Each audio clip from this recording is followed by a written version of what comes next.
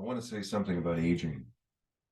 You'd think by this age, I'd have my shit together, I'd be financially secure, and I would have lived a good life. And I'm looking forward to, let's say, retirement or taking it easy. But I honestly feel as if I'm just about ready to start. It took me this long to figure something out. And I went to school and I ended up with a teaching degree, but I couldn't go into teaching because I really didn't think I knew anything. I was in my early 20s. And I thought, well, if I'm going to teach something, I have to learn something. I have to know something. I have to know something that other people don't know.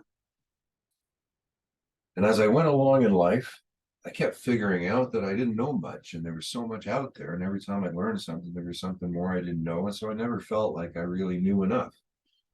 And then I started studying and studying and studying, trying to figure out why we humans are in the situation that we're in. And again, I was studying and studying, and my own life was always kind of teetering. I'd sort of get by somehow. And I learned to really surrender to the moment of where I am. And for the most part, it was not in a place where my peers were. Most of my peers were married with children and a job and a career, and pretty much probably overwhelmed with life to really look at it in the same way that I've been looking at it. I've been researching. I decided not to have a family. I was going to put my life work first. And so that gave me a lot of time. And this time I've spent in one sort of focus. And that focus was drawing conceptual maps. I was using conceptual mapping to try to figure out the secrets of the universe. And over time, I got to the point where I could sit down in a coffee shop, have a mocha, smoke a joint, and I get into this state where I would begin working on a map, but I didn't have the map in mind. I would just start like any artist, kind of doing your thing. And I would find that after a while, a step-by-step sort of process would happen where a map would come out. And it wasn't really a map that I had decided to create. It just kind of came out. And it happened in this way that I started to repeat over and over again. And I would sit down and I would draw these maps. Now, it got to the point where it took me away from everybody else.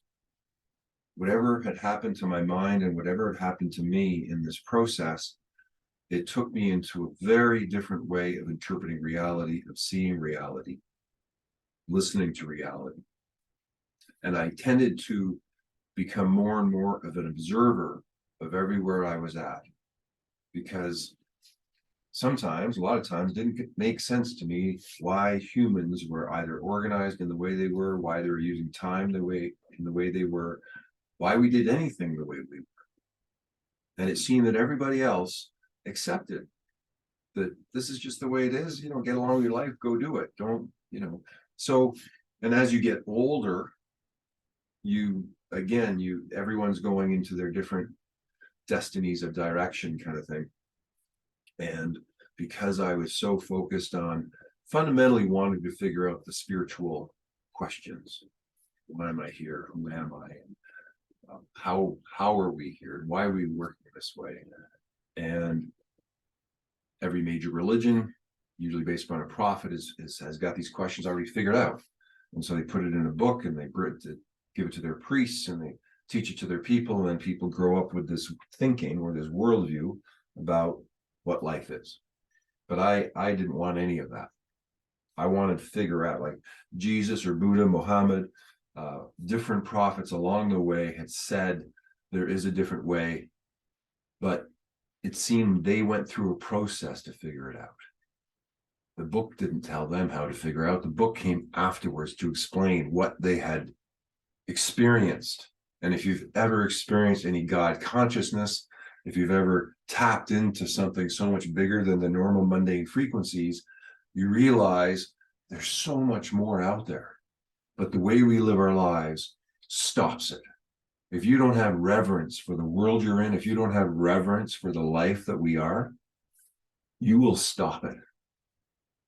Because it's one of these key values or virtues or ways of being that changes. Look at this world we're on. Look at the complexity of what is occurring here and the beauty within every human being that has been pointed to by these prophets.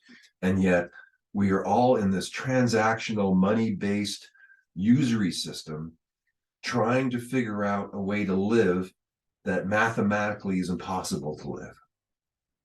And Jesus, he pointed to it.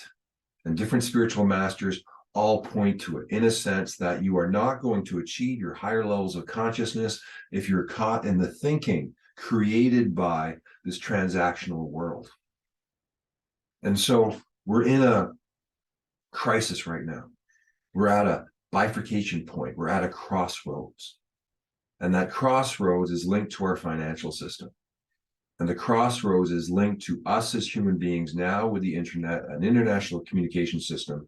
Can we use it to actually start to go in a good way, utilizing the good things that we've come up with so far, bringing it together into an integrated system and having it so that corruption doesn't kill it, having it so everyone has a fair chance at least to live a good life based upon, everyone gets a house, everyone gets food, everyone gets water, everyone gets work, everyone gets what we need to live. After that, we can figure out how you want to be rich and have all the great material things that you want. But deep down, everyone always speaks about it. You can get all these great material things, but it doesn't give you happiness. We don't need more material things. We need more human connection between people. We need more love. We need more cooperation. We need more caring. We need more kindness. We need more of these softer values that supposedly people talk about, but I think most people rarely see in this world that we've created together. And now we're all talking on the internet. TikTok is giving everybody a voice and audiences, and all of a sudden, all these brilliant, intelligent human beings are starting to speak. And before that, our media was completely controlled. So the reflection back to society of who we are was distorted to maintain this transactional culture that we're in. And now all of us are sick of it. All of us know that this is the scam. And now we're watching how big the scam is as this final lockdown endgame chess game is occurring, where those elites or whoever are in power are bringing in the surveillance state, a lot more controls and legal systems that put us all in jeopardy because they're forcing us to do things that we don't want to do, that it's totally outside of any type of jurisdiction that they have. And now the world is divided. The world is divided between those who were vaxxed and those that were unvaxxed. And the people that are unvaxxed are basically saying, stay away from my body. I have my autonomy of choice. I have always had my autonomy of choice. You don't have jurisdiction here. And that is the main point. But if you look deeper at what they are trying to inject us with, it's a deep rabbit hole.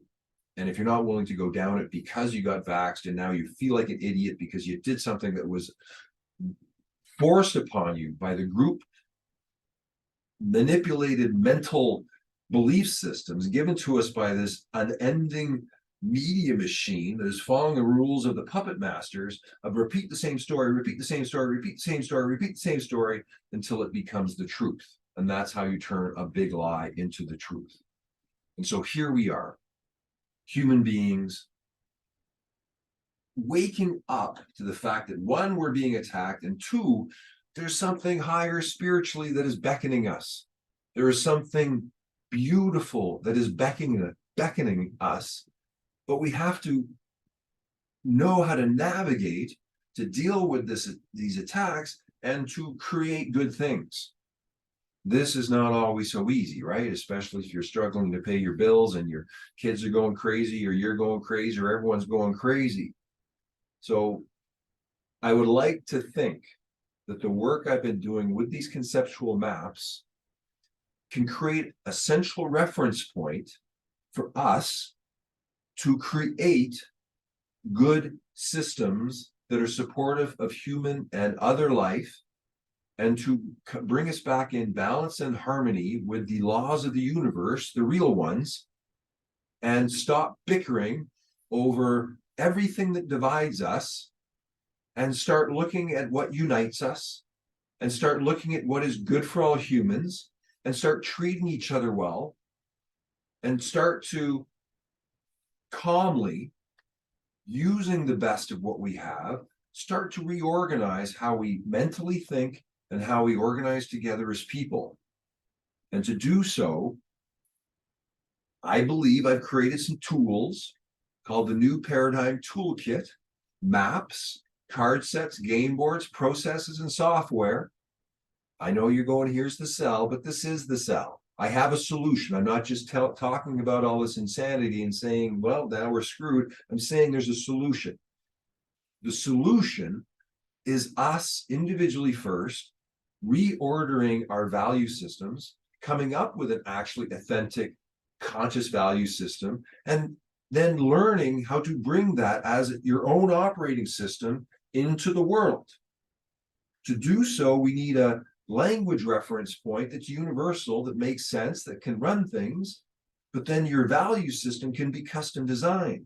We're not all the same. We're not all going to be the same. We don't want to be the same. But